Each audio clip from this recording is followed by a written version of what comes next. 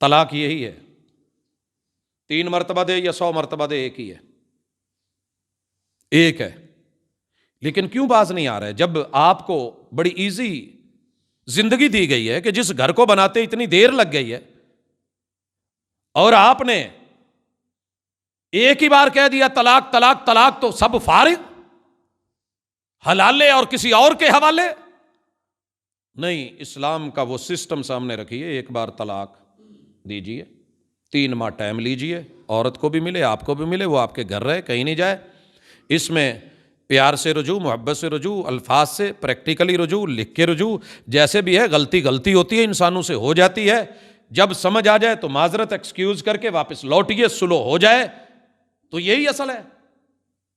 نہ کوئی تیسرا، نہ کوئی چوتھا، نہ کوئی پانچواں، نہ بیوی کہیں گئی، نہ خبر باہر نکلی، آپس کا معاملہ ہے۔ اگر اس میں رجوع نہیں ہو سکا، 3 ماہ عدت گزر گئی ہے،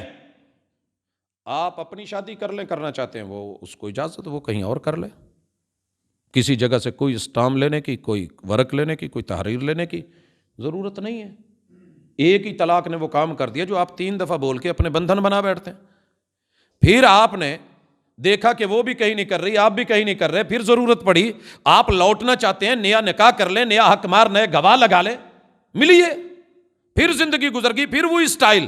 اگر کہیں نہیں گزر ہو رہی، 1 طلاق 3 ماہ ٹائم،